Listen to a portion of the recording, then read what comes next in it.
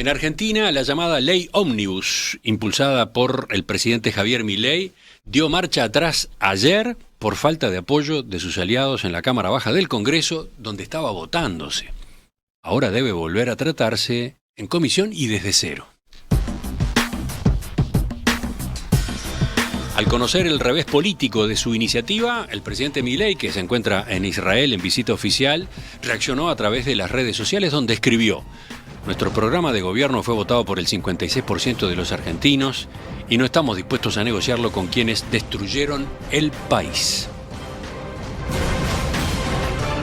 Este proyecto de la ley Ómnibus, que se aprobó en general el viernes pasado, al final de una semana cargada de protestas e incidentes frente al Congreso, estaba ayer en plena votación del articulado cuando el líder de los diputados oficialistas, Óscar Sago, pidió que el texto volviera a comisión. Según dijo Sago, los aliados en la oposición estaban ignorando el compromiso de acompañar capítulos clave de la propuesta de Milei. No vamos a ser flexibles, el tema es que vamos a continuar con el programa que teníamos. Ahora, si hay acuerdos y vos decís, solamente hace 3 horas te comprometiste a que ibas a acompañar y ahora no acompañás, el problema es tuyo, ¿no? Algunos de los temas críticos fueron las facultades delegadas que permitirían gobernar por decreto al presidente y la reforma del Estado. La votación se interrumpió justo antes de analizar un artículo sobre privatizaciones especialmente sensible.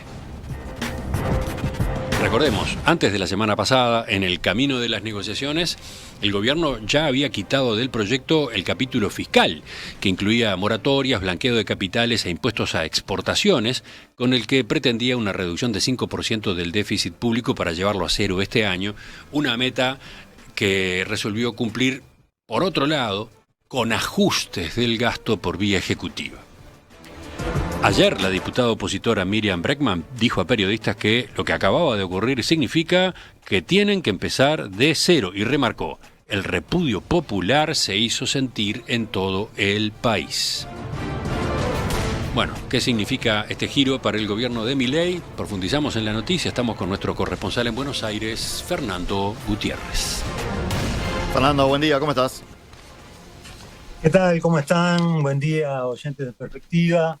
Sí, la verdad es que no se podría decir que haya sido una sorpresa. Era algo que se venía anunciando en los últimos días, pero bueno, fue una gran derrota política para el presidente Milei y una posible guerra fiscal entre el gobierno nacional y las provincias, porque el trasfondo de todo esto es la pelea con los gobernadores provinciales, que en el fondo son quienes le dan el mandato político a los diputados para que asuman las posturas. Así que esa es la situación en la que estamos en ese momento. Hasta la semana pasada parecía que vos decís, bueno, en los últimos días se veía venir esto, pero hasta la semana pasada parecía que lo tenía controlado, ¿no? Que se había aprobado en general el proyecto de ley Ómnibus. Claro, porque el tema es así, se votó en general la ley que implicaba una declaración de emergencia en una serie de áreas de la vida nacional.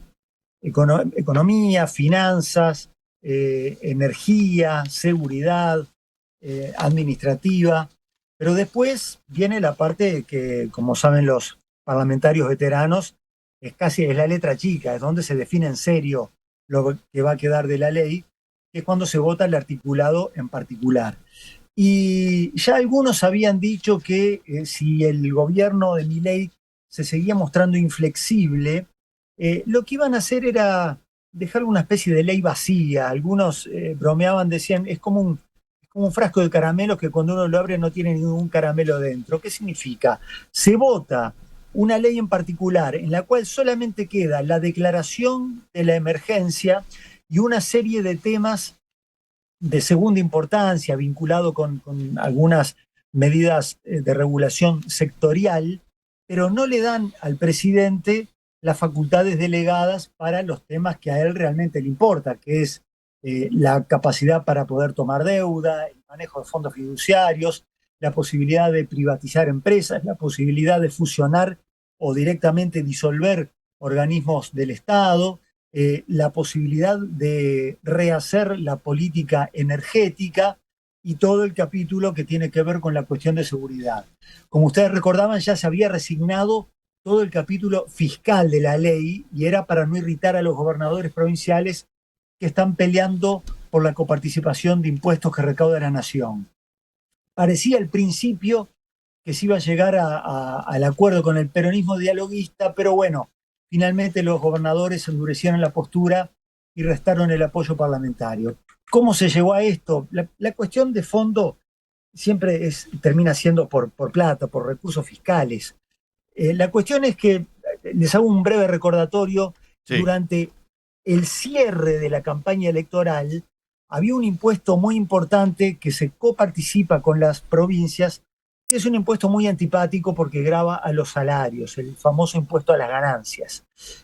Por iniciativa de Sergio Massa y con apoyo de los gobernadores y también con apoyo del propio Milei, ese impuesto se derogó, de forma que prácticamente ningún asalariado lo sigue votando. Pero claro, Massa había prometido que si él era presidente iba a compensar a los gobernadores permitiéndoles la coparticipación de otro impuesto muy criticado por los empresarios, que es el llamado impuesto al cheque. Cuando llegó el momento en que los gobernadores le dijeron a Milei, bueno, nos quedamos sin esos fondos, que no es poca plata, es un punto del PBI lo que se recauda, lo que se deja de recaudar por el impuesto a las ganancias.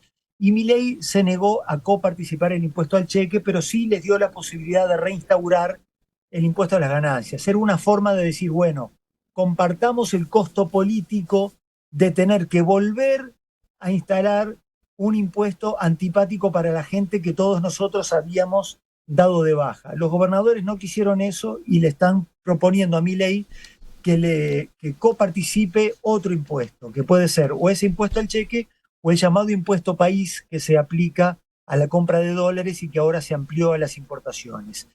Milei se niega a hacer esto, entonces en definitiva lo que se está tironeando es la caja fiscal, a ver quién va a pagar el costo fiscal por el menor dinero que va a entrar y también quién va a pagar eventualmente el costo político de tener que reinstaurar impuestos nuevos, impuestos que se habían derogado. Esa es la cuestión de fondo y lo que el gobierno está insinuando que va a terminar en una verdadera guerra fiscal contra las provincias, donde Milei eventualmente podría llegar a una asfixia fiscal al recortarle las llamadas transferencias discrecionales para los gobernadores. Bien, eso es lo que adelantabas vos, ¿no? O sea, estábamos atentos a una batalla parlamentaria por reformas de fondo, pero en síntesis el tema se fue por otro lado, por una cuestión de fiscal del financiamiento de las provincias. Claro, porque en realidad hay toda una discusión entre los analistas políticos, sobre todo los más especializados en derecho, respecto de cuál es la mayor derrota de Milei. Si Milei realmente tenía la necesidad de contar con los poderes delegados que estaba pidiendo, o si la ley tenía más bien una importancia simbólica. Y hay algunos que creen que si Milei realmente hace el recorte fiscal con el que está amenazando, no tenía la necesidad de tener los poderes delegados que estaba pidiendo. Pero en todo caso, es una situación muy delicada, es un arma de doble filo, porque lo que el gobierno está planteando ahora es, como no me dan los poderes extraordinarios que yo estoy pidiendo, no voy a tener más remedio. Entre esos poderes estaban, por supuesto, vinculados algunos con la temática fiscal, no voy a tener más remedio que hacer un ajuste por el lado de las transferencias a las provincias. Es dinero que el gobierno maneja discrecionalmente por fuera del que ya está predeterminado de manera automática en la coparticipación de impuestos nacionales. Hablando en plata, ese dinero que hasta el año pasado venían cobrando las provincias y ahora no se les va a dar, equivale a 1 punto del PBI. Y fíjense qué curiosa que es la política argentina. Esto está poniendo a Milei en una situación parecida a la que en su momento tuvo Cristina Kirchner, que era muy criticada porque usaba esos fondos discrecionales para premiar o castigar a los gobernadores según el grado de sintonía política que tuviera con cada uno. Era típico, por ejemplo, cada año en el comienzo de clases, Cristina dejaba sin presupuesto al gobernador de la provincia de Buenos Aires, Daniel Scioli, con quien tenía un tironeo personal, y Scioli se veía obligado a subir aumentos provinciales para poder superar los conflictos con el gremio docente. Lo que todavía no está claro es si Milei quiere tener la pelea con todos los gobernadores, con lo de las 24 provincias, o si va a empezar a hacer una especie de discriminación entre quienes sí lo apoyaron y los que no lo apoyaron, de manera tal de a las provincias amigas darle recursos fiscales y a las que no le dieron voto hacerle un castigo. Es una situación políticamente muy delicada y que se puede terminar transformando en un efecto boomerang para el propio Milei, porque obviamente estamos hablando de que hay provincias que tienen una gran cantidad de empleados públicos, y una provincia que queda un mes sin poder pagar salarios públicos ya no solamente le genera una crisis política al gobernador, sino al propio gobierno nacional. Así que este es un momento de particular tironeo que se va a terminar traduciendo en una negociación política de Milei con los gobernadores. Es lo que está planteando, yo estoy dispuesto a llegar a una especie de asfixia financiera a las provincias, pero los gobernadores en el fondo no creen que Milei esté dispuesto a llegar tan lejos. Estamos en una especie de situación donde los dos están cantando retruco a ver si el otro jugador se intimida o está dispuesto a subir la apuesta. Dos preguntas para ir cerrando el análisis. Fernando, ¿qué consecuencias políticas puede tener el fracaso ayer de la ley? Bueno, por lo pronto, en la interna del gobierno ya hay un pase de facturas por no haber visto la posibilidad de que la ley quedara empantanada. Muchos de los principales negociadores del gobierno en el Congreso creyeron que después de la votación en general la cosa se iba a encaminar y se encontraron con esta situación. Se habla de que algunas de las principales figuras del gobierno esto les podría hasta llegar a costar el cargo.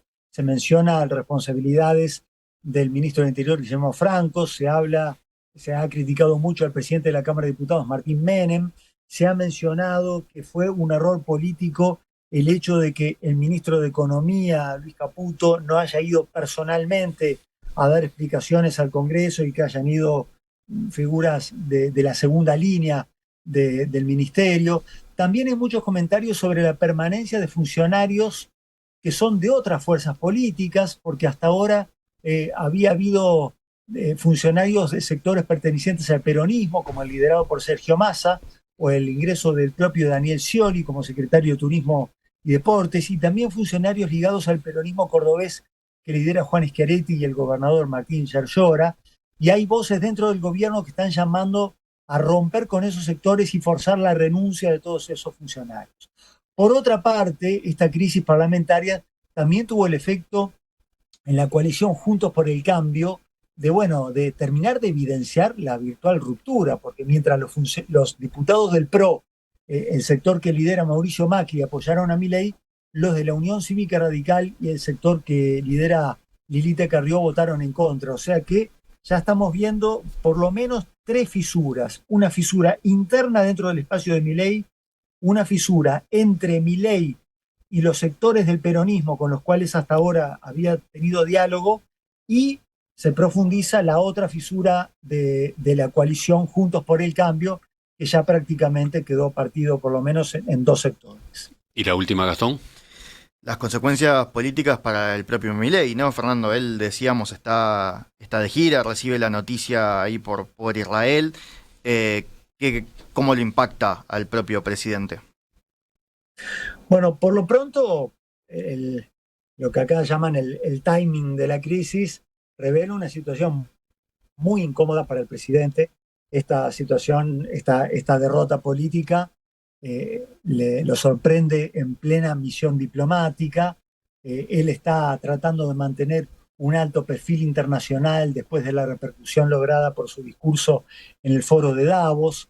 Ahora está jugando muy fuerte un realineamiento político de Argentina con esta visita a Israel, y después de esto a Roma, donde se va a entrevistar con el Papa Francisco y también con la Premier Giorgia Meloni.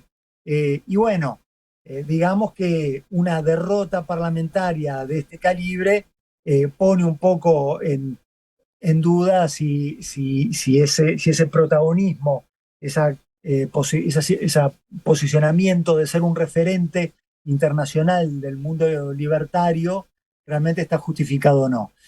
Se empezó a hablar desde el comienzo sobre la posibilidad de que Milei pudiera llamar a una consulta popular para impulsar la ley de emergencia. Hay todavía debate en el ámbito político respecto de si ese eventual plebiscito sería o no vinculante, pero bueno, hay una cuestión más de fondo y es si a Milei le convendría o no llamar a un plebiscito, porque puede ganar, pero puede perder, y una eventual derrota dejaría al presidente en una situación de debilidad política extrema, evidenciando su debilidad en el Congreso y además también, eventualmente, poniendo en duda eso de lo que él se jacta en ese tuit que escribió desde Israel, que es el contar con la mayoría del apoyo popular.